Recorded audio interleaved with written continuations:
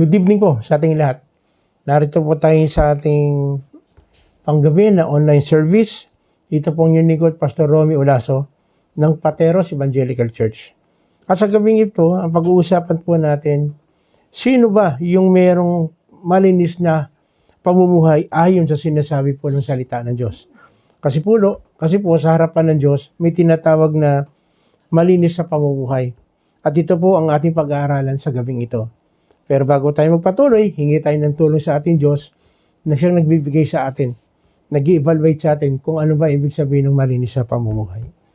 Tayo po'y pumikit, tayo manalangin. Panginoon, salamat dahil ikaw isang Diyos na palagi meron kang pamantayan kung paano ba may tuturing na kami ay malinis sa inyong harapan. Ano bang ibig sabihin ng merong malinis na pamumuhay? Kaya sa gabing ito, sa tulong po ng Espiritu Santo, hihingi po kami ng tulong, pangunawa, pagkaintindi. Salamat Panginoon sa buong araw na ito na kayo nag-ingat sa amin. Sa pangalan ni Jesus, ito pong aming samot na langin. Amen. So, base po dito, ang ating pong teksto ay makikita natin sa awit 119. Sino ang mga taong itinuturing na malinis ang pamumuhay? Letter A, ito po yung tinatawag natin na obeying God's word every day. So, ang pagsunod po sa ating Panginoon ay hindi tuwing linggo, hindi tuwing Miyerkules, hindi tuwing kung anong araw mo magustuhan. O kaya birthday mo lang. Hindi po. Ang pagsunod po sa salita ng Diyos ay dapat araw-araw. Kaya sabi po rito sa awit 119 verse 1, mapalad ang mga taong malinis ang pamumuhay, kautusan ni Yahweh sinusunod. Kailan daw po? Araw-araw. So, ang pagsunod po kay Lord ay wala pong MWF, TTHS, o tuwing may birthday, o tuwing Pasko, tuwing bagong taon, tuwing may namatayan, wala pong ganun. Ang sabi rito, ang may taong may malinis sa pamumuhay, kautusan ni Yahweh ang sinusunod araw-araw. Ang pagsunod po sa ating Panginoon ay araw-araw. Kaya pala, sinabi dito sa Joshua 1:8, huwag mong kaliligtaang basahin ang aklat ng kautusan. Pagbulay-bulayan mo yun araw at gabi upang matupad mo ang lahat ng nakasaad doon. Sa ganoon, magiging masagana at matagumpay ang iyong pamumuhay. Alam po ninyo, ang pagsunod po sa ating Panginoon, hindi po ibig sabihin na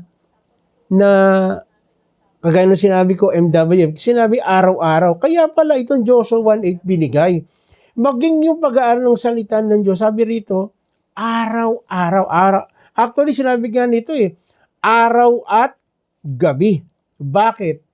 Para hindi natin makalimutan, masunod natin lahat ng nakasulat. At take note hindi po talo kapag sumunod tayo sa sinasabi o kautusan ng ating Panginoon. Ano sabi? Sa ganoon, magiging masagana at matagumpay ang iyong pamumuhay. Practically, isipin po ninyo.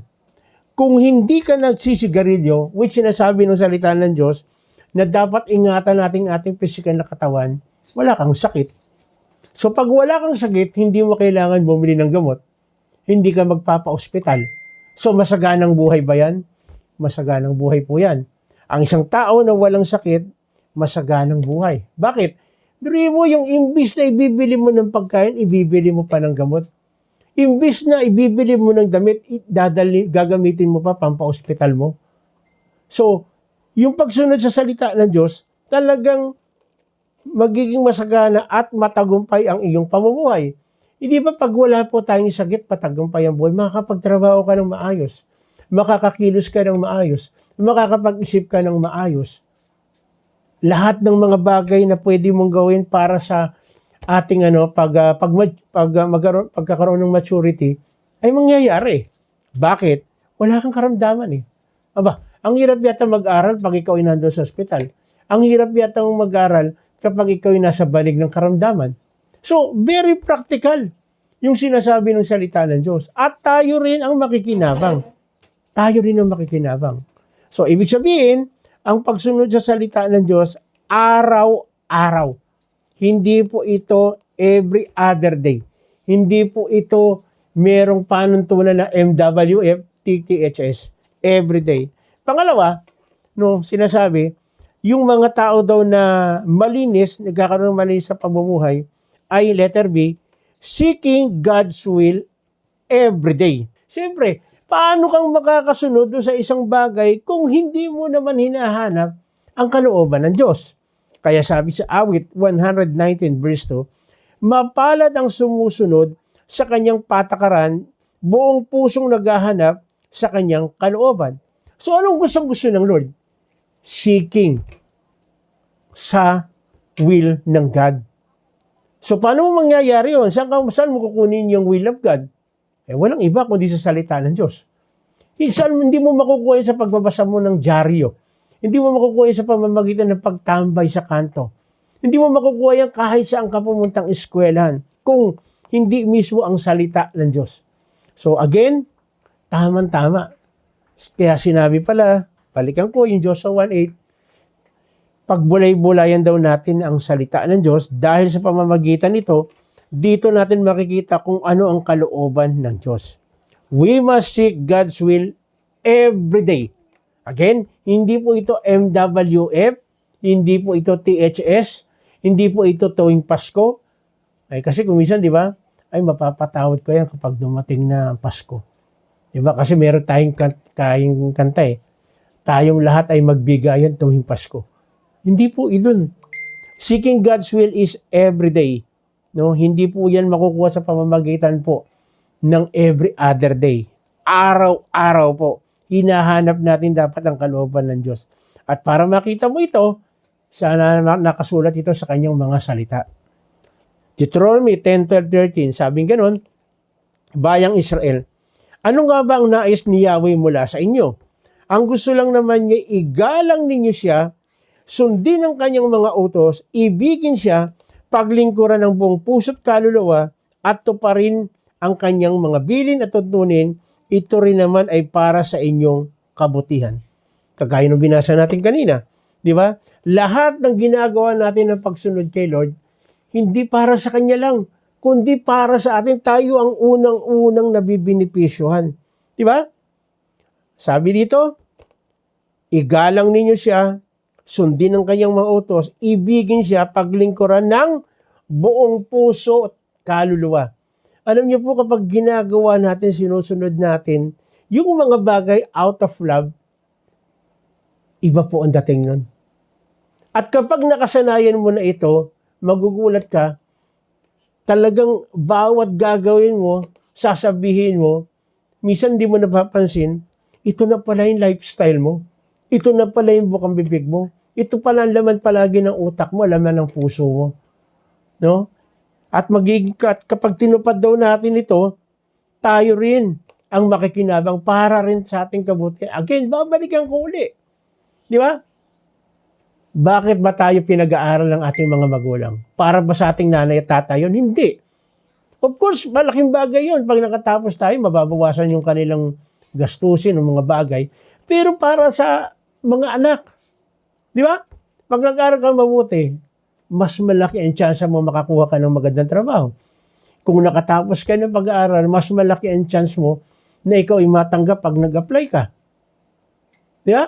Ibig sabihin, lahat ng mga bagay na gagawin natin, ayon sa sinasabi ng salita ng Diyos, kasama dyan, yung paggalang sa nanay at tatay natin, tayong mga anak ang unang-unang makikinabang. Palagi kong sinasabi ito. Ang Diyos, mawalan ng tao, mananatili sa Diyos. Pero ang tao, mawalan ng Diyos, ikaw na. Tayo na ang pinakakawawang nilalang kapag nawala ang Diyos sa buhay po natin.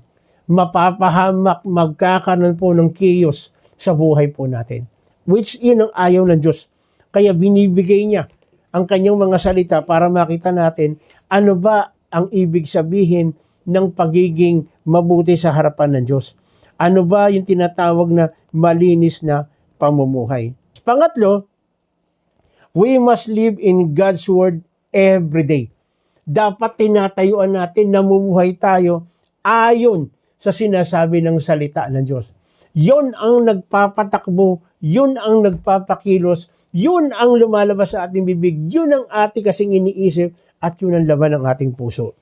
No? Kaya sabi po sa awit 119 verse 3, ang gawain ay matuwid, namumuhay silang ganap, sa kanyang kalooban ay doon sila lumalakad.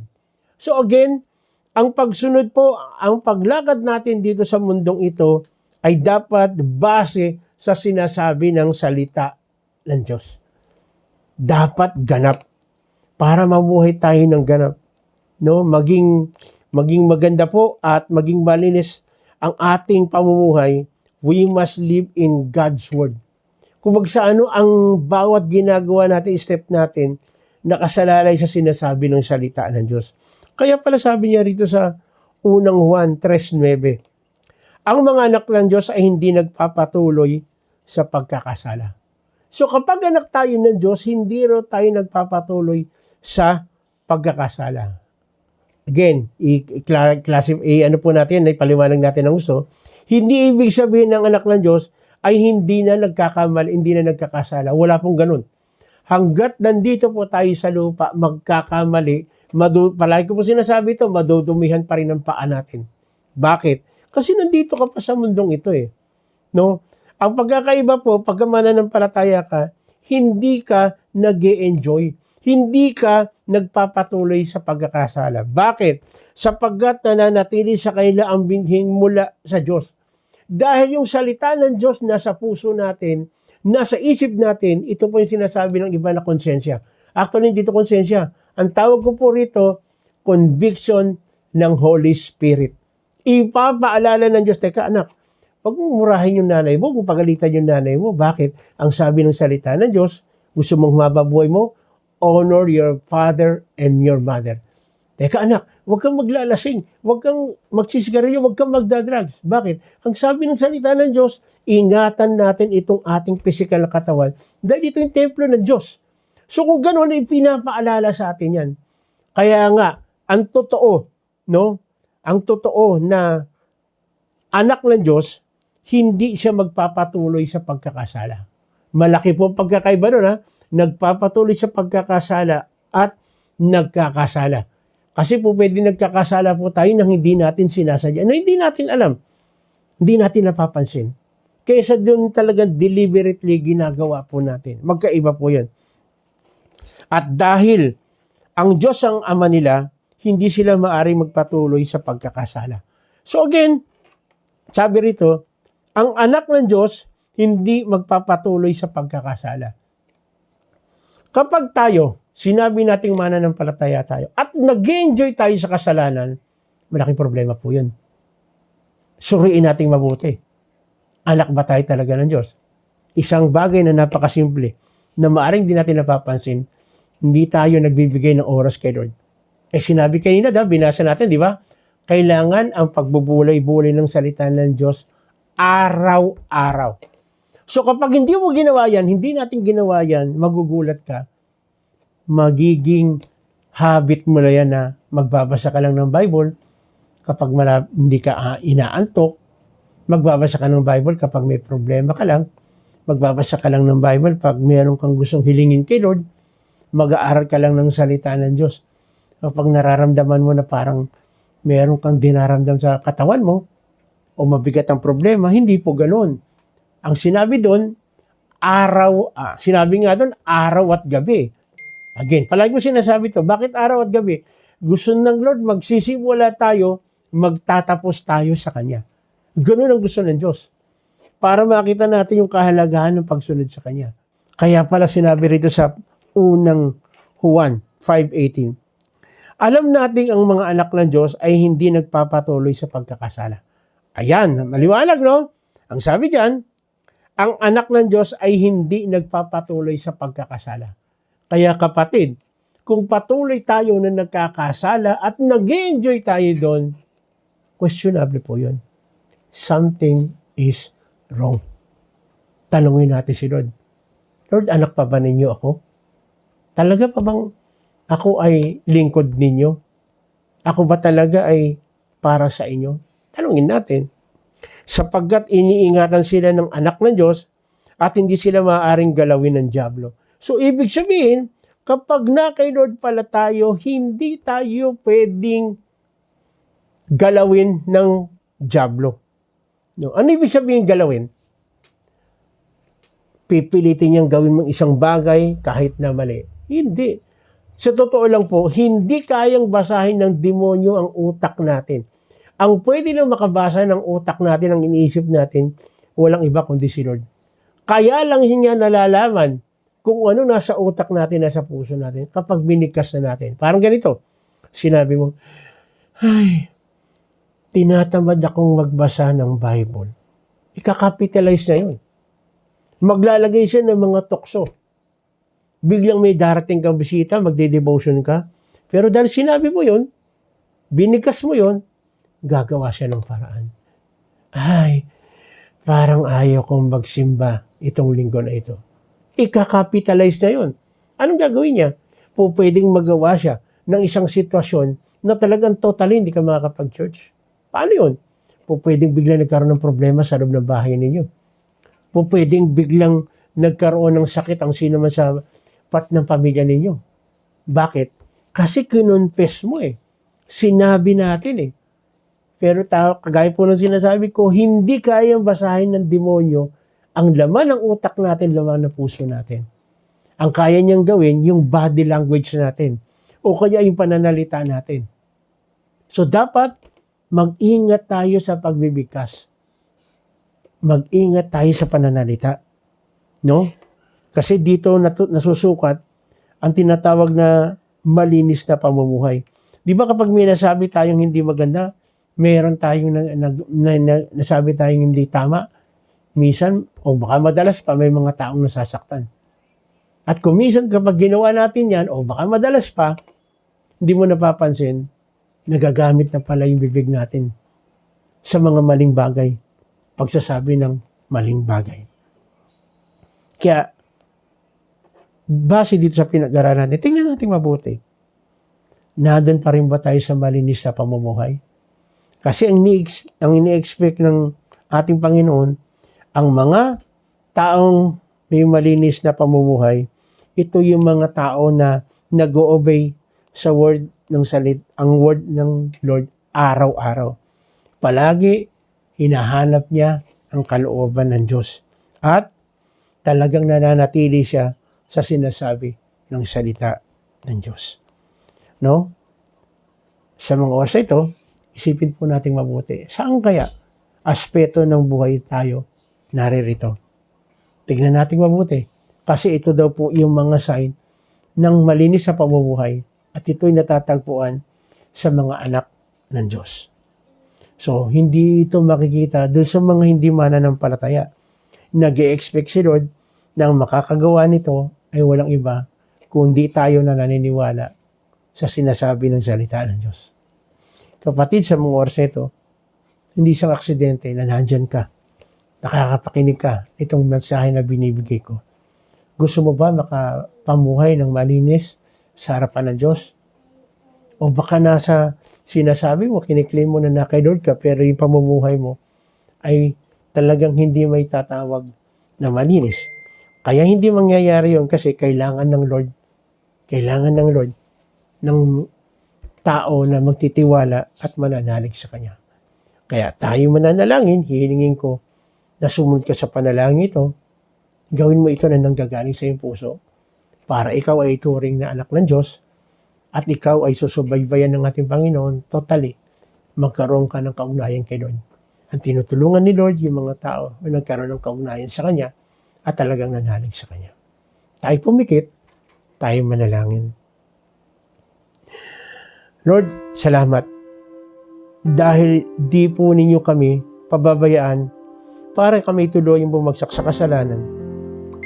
Please, help us na humawak sa iyong mga salita at bigyan talaga namin ng pagpapahalaga ang inyong mga salita at pagbulain namin ito araw-araw. At Panginoon, naniniwala po kami na ito yung mangyayari lamang doon sa totoong mga anak po ninyo.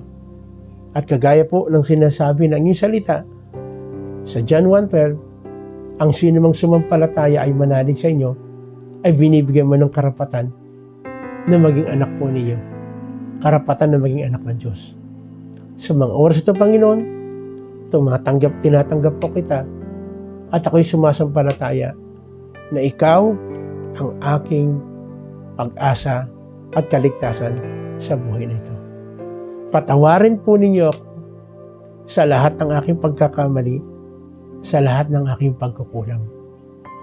Pinagsisisihan ko po ito at tulungan po niyo ako makapamuhay ng may maayos, makapamuhay, kagaya ng sinasabi ng inyong salita, makapamuhay ng malinis ayon sa pamantayan ng inyong mga salita. Lord, tulungan niyo rin po kami na maging uhaw kami at gutom kami sa inyong mga salita. Nagpagbulayan namin ito araw-araw, hindi lang tuwing Miyerkules, hindi lang tuwing Linggo, hindi lang kapag may problema, hindi lang tuwing Pasko, New Year, o kagaya nito, parating na po, mahal na araw, hindi po.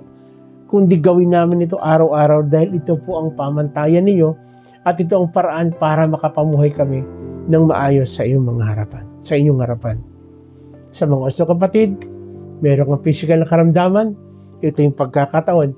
Bilang mga anak ng Diyos, tayo binigyan ng karapatan na lumapit, tumawag sa ating Panginoon, hilingin natin anuman ang ating kahilingan sa mga oras ito. Meron kang physical na karamdaman, ito yung pagkakataon. Sabihin mo sa Panginoon, sige, sabihin mo sa Kanya, ano yung physically karamdaman mo. Aminin mo sa Kanya na siya lang ang tanging pwede magbigay sa iyo ng kagalingan. Hallelujah. Hallelujah. May problema ka sa iyong asawa, sa iyong anak, sa iyong magulang, sa iyong kapatid, kasama sa trabaho, sa eskwela, kung saan lugar ka man. Ito yung pagkakataon. Hilingin mo sa Panginoon. Hilingin natin sa Panginoon na matuto tayo magpatawad at matuto rin tayo magpatawad. Dahil mismo ang ating Panginoon nagsabi, hindi niya tayo mapapatawad kung hindi natin kaya magpatawad ng ating kapwa. Sige, sabihin mo sa Kanya, Lord, bigyan mo ako ng boldness para makapagpatawad at humingi din ng tawad sa mga tao na nagkasala sa akin, sa mga tao rin na hindi ko sinasadya, nagawan ko ng kamalian. Yes, Lord. Yes, Lord. May mga bagay na hadlang para makapagpatuloy tayo sa Panginoon. Ito yung pagkakataon, sabihin mo sa Panginoon na makalaya ka sa lahat ng gawa ng demonyo, sa lahat ng mga bagay na pilit sinasaksak sa isipan, sa puso natin, na wala na tayong pag-asa. No, hanggat nabubuhay tayo, gusto ng Lord, bigyan tayo ng pag-asa. Kailangan lang lumapit tayo sa Kanya. Sabihin natin sa Kanya, sabihin mo sa Kanya na gusto mo na sumunod sa ating Panginoon. Tutulungan tayo ng Panginoon. Yan ang gusto ng Diyos. Sumunod tayo totally sa Kanya para makapamuhay tayo ng malinis sa Kanyang harapan. Financially, nahihirapan ka sa mga panahong ito. Ito yung pagkakataon na lumapit tayo sa ating Panginoon. Sabihin natin sa Kanya yung ating pangangailangan. O kung meron man tayong resources, bigyan tayo ng Lord ng knowledge at wisdom kung paano natin gagamitin ng tama yung mga resources na pinagkaloob sa atin ng ating Panginoon. In Jesus' name. In Jesus' name. Hallelujah. Hallelujah. Yes, Lord. Yes, Lord. Kaya na rin, sa mga oras na ito, Lord, sino man sa aking mga kapatid ang merong nagdiriwang ng kaarawan o anniversary, pagpalain niyo po itong araw na ito. Hayaan niyo po, Panginoon, ma-enjoy ng bawat isa sa pamilya. Pati na rin po yung anniversary, ma-enjoy din po. Dahil hindi po lahat ng tao ay nagkakaroon ng pagkakataon ma-celebrate kasama ang kanilang mga mahal sa buhay. Ito yung pagkakataon. Ma-enjoy po namin ng baang araw na ito. Kaya na rin, Panginoon, tulungan niyo po ang aming abang bansa. Nagkakagulo sa politika. Hindi na po namin alam kung sinong paniniwalaan namin. Pero Lord, Ikaw may kontrol ng lahat ng bagay.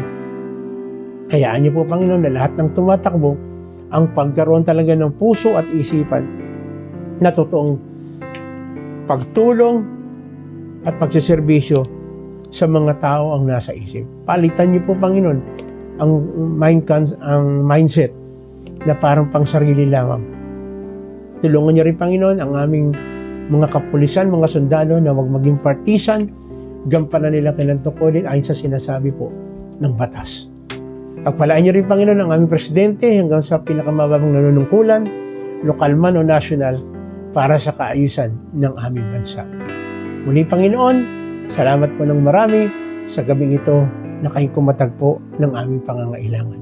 At salamat din, Panginoon, dahil alam po namin na marami pa kayong mga kahilingan sa inyo na kayo lang nakakaalam. Alam niyo ang laman ng aming puso, ang aming isipan. Gusto namin na sumunod sa sinasabi po ng iyong salita.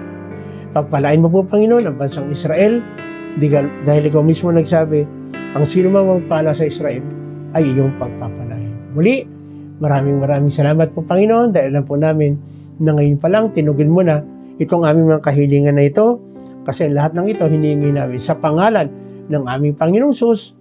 Amen. Amen. Muli, ito pong inyong lingkod, Pastor Romy Olaso ng Pateros Evangelical Church. Nagsasabi, kung kayo po ay may mga katanungan patungkol sa ating mensahe, huwag po kayo maggatubili na mag-PM po sa amin. At kung kayo naman po ay may mga prayer request, huwag din kayo maggatubili. Sabihin po, i-PM niyo po kami. At kayo naman po ay nasagot sa inyong mga panalangin, please paki-inform din po kami para isa po maging kagalakan po sa amin na malaman namin na tinugon ng Lord ang inyong kahilingan. Muli, ito pong inyong lingkod, Pastor Romy Olaso, nagsasabi, pagpalait po tayo ng ating Panginoon, magandang gabi po sa ating lahat.